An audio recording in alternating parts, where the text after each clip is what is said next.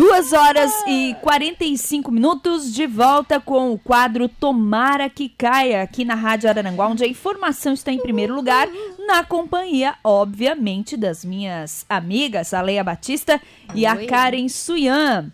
Para a gente dar continuidade e concluir o assunto que nós falávamos antes do intervalo e que diz respeito às questões de trânsito, nós temos aqui a manifestação, o que é um orgulho para nós, né, de ter a interação de um advogado entrando em contato conosco. É o Dr. Dick Robert Daniel, advogado aqui de Obrigada.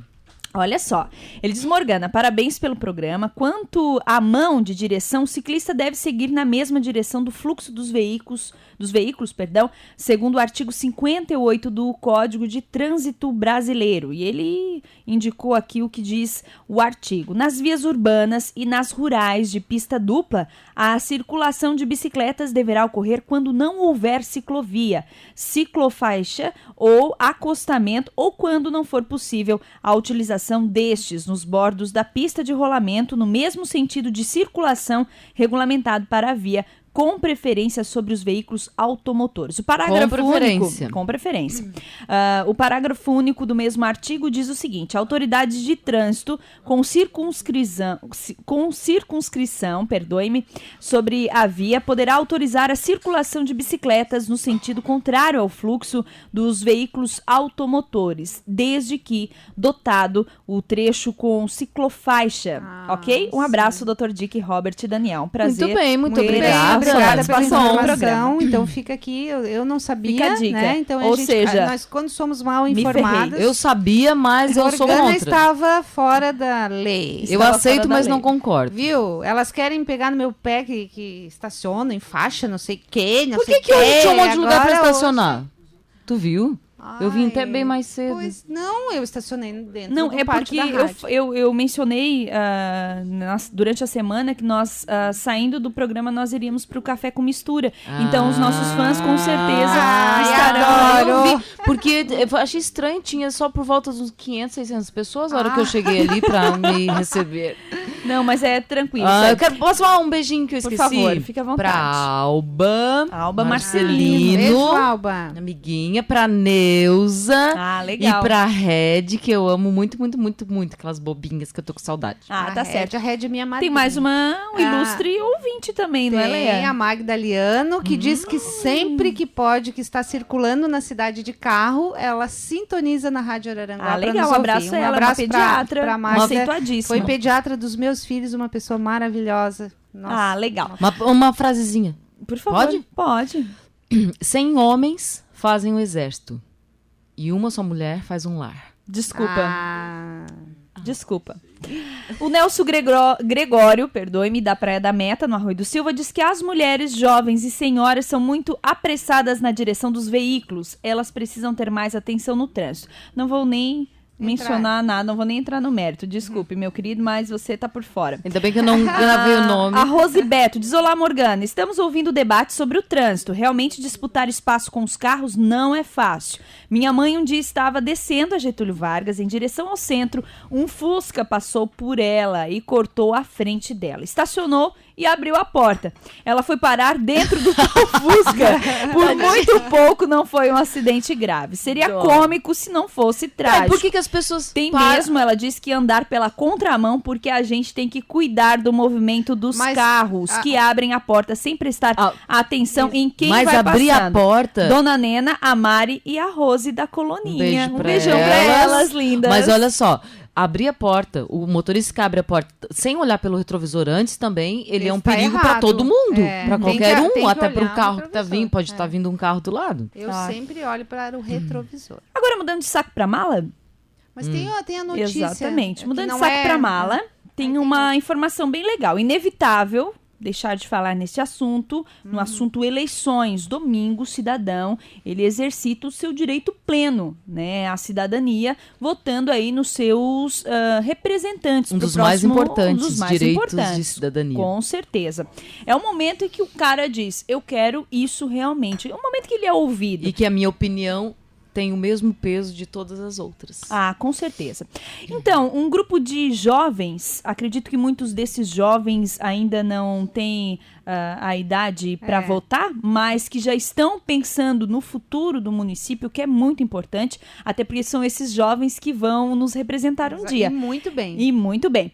Eles criaram aqui uma campanha, digamos assim, que acredito que foi destinada a toda a população de Araranguá, mas sobretudo aos jovens que estão iniciando aí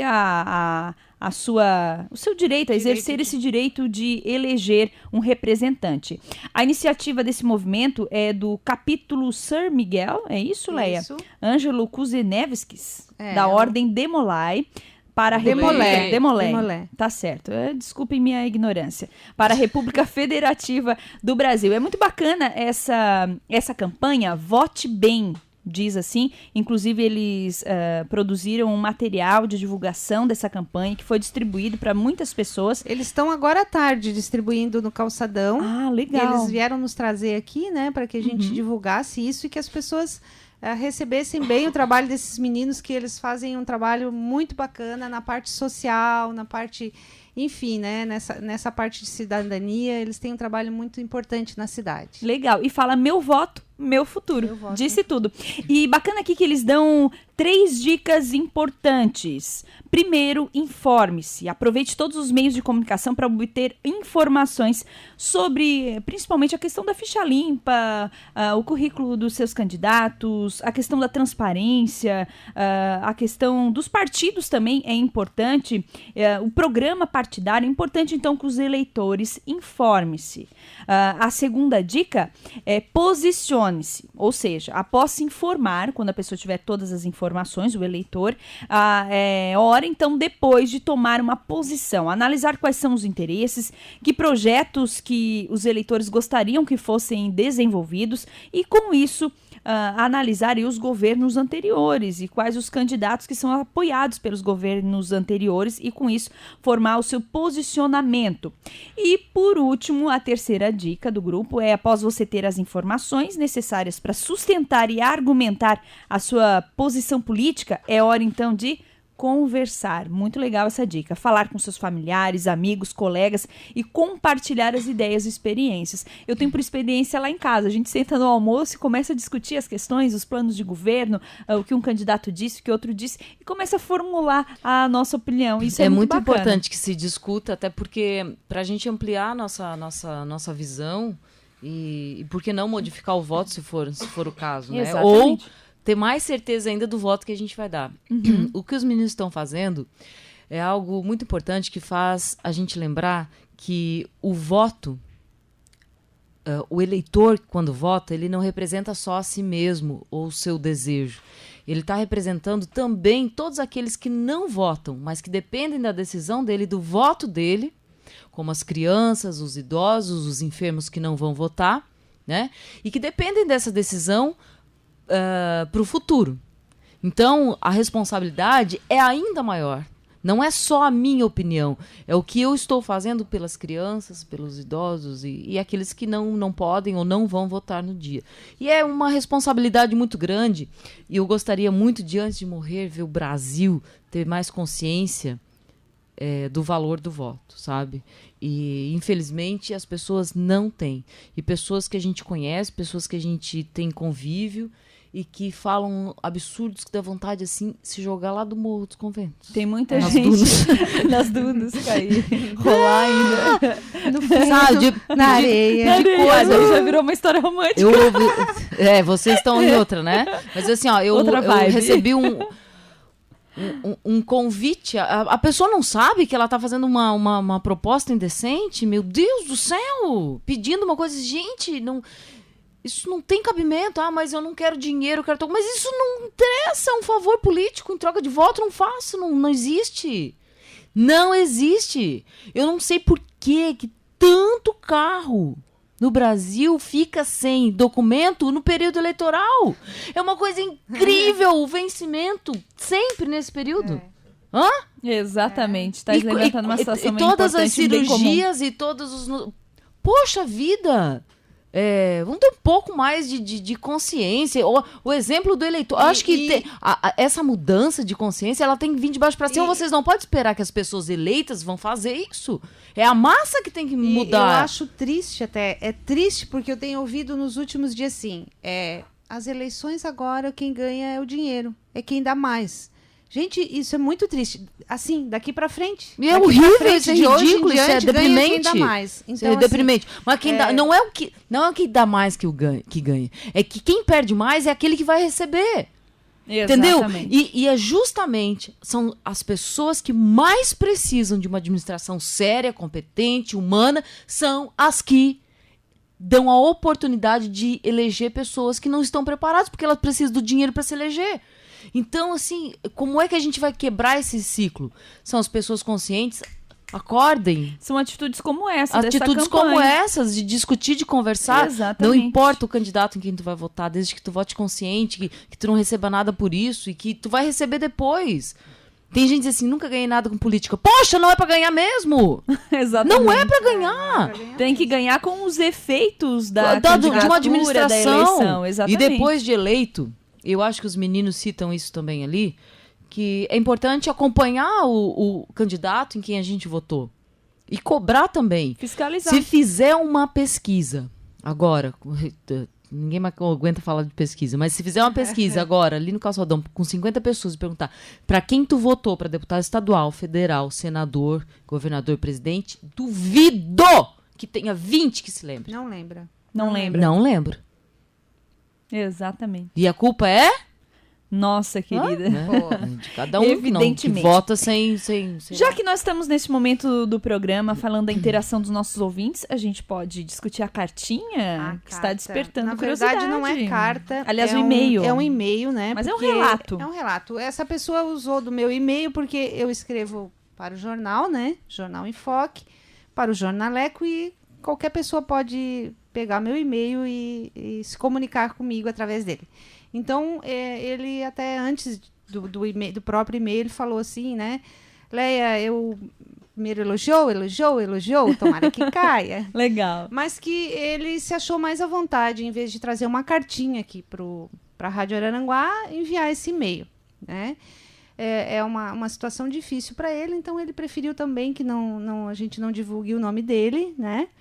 Mas o e-mail dele tem o seguinte título: Sou gay, mas sempre tive muita vontade de ser hétero. Ai, que triste. Essa é uma situação que eu vou ser bem sincera, eu nunca vi a homossexualidade com esse olhar, o olhar de quem é homossexual e não gostaria de ser. Por isso eu achei muito interessante o que ele escreveu, né? Eu acho que todos no começo passam por essa dúvida, por essa questão, porque assim, para que os meus amigos me aceitem, para que a minha família me aceite, porque eu sou uma decepção, e começa a questão da aceitação. Da aceitação. Começa, eu queria ser normal, o que é normal, né? Ele fala assim, desde meus... inclusive, assim, ele diz que nem tudo o que está escrito aqui foi criação dele, porque ele não escreve bem, então ele pesquisou e buscou em alguns sites sobre o assunto e achou algumas coisas que se identificavam muito com ele. Então, ele me mandou isso.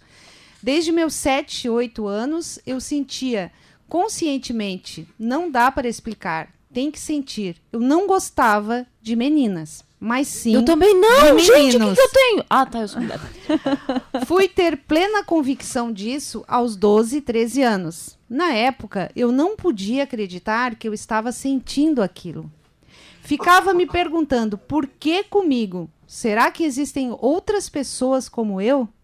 Até hoje, quando ando na rua, fico tenso, imaginando o que os outros estão pensando de mim. Se estão suspeitando de alguma coisa, a sensação era e continua péssima. A minha adolescência foi horrível. Ai, tive algumas crises... Pode ir fazendo comentários no meio, não? Pode. Tá. Eu já ouvi isso de muitos amigos meus que são gays. Muitos, que o início foi terrível, da culpa. E por que eu sou assim?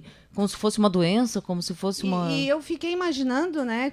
Não, e a tentativa... a dor que é isso. Não, e assim, a tentativa deles, dos meninos gays, de tentar beijar de tentar ficar e não sentir, não gostar, e das meninas também que não tem Todo interesse. homossexual passa por isso. Porque tenta entrar no padrão, né? E até descobrir assim, ó, eu não vou entrar no padrão, eu vou furar a bolha, É difícil. ou então eu vou ser enrustido o resto da vida, é uma decisão que a pessoa toma ali aos 18, 19 anos. Ele fala assim: tive algumas crises existenciais. Não saía de casa, não tinha amigos. Era uma única rotina: casa, escola, casa. Inclusive, na escola, eu era discriminado, o que me fez um cara antissocial ao extremo, tímido, com baixa autoestima. Dos 13 aos 20, minha mãe, minha irmã, meus parentes e meus vizinhos me perguntavam por que eu não gostava de sair. Eu dizia que não gostava mesmo e ponto. A verdade é que eu tinha muito medo de que alguém desconfiasse, percebesse algo diferente em mim e fosse comentar para minha mãe. Não me considero um homem consigo ser natural, percebe-se que ele já é um homem, né? Eu nunca forcei a barra para ficar machão. Como sou muito tímido, falo pouco e quase não rio, as pessoas quase não percebem. No geral, acho que grande parte das pessoas nem imagina. Todos pensam que eu sou hétero. Minha situação atual é assim: não namoro, só estudo, não saio à noite, não sinto tesão por mulher, só por homem, mas vou conseguir parar com isso. Ai, como Ele assim? quer parar com isso. Ele quer mudar. Não Ninguém existe da isso. minha Jesus no coração, meu filho. Ninguém É a da minha definição. família sabe que sou gay. Ele não se abriu ainda com a família, né? Sim, mas ele nunca teve relacionamento? Fica meio... Não, segundo ele, não. Ele nunca teve, pelo que eu tô entendendo, nem hétero Não, e nem ele homossexual pelo relacionamento. que eu entendi, ele se fechou pra vida, assim, né? Apenas umas 3 ou 4 pessoas da universidade que sabem. O meu maior sonho é ter um trabalho estável e uma casa. E ajudar minha mãe a viajar. E cair no mundo.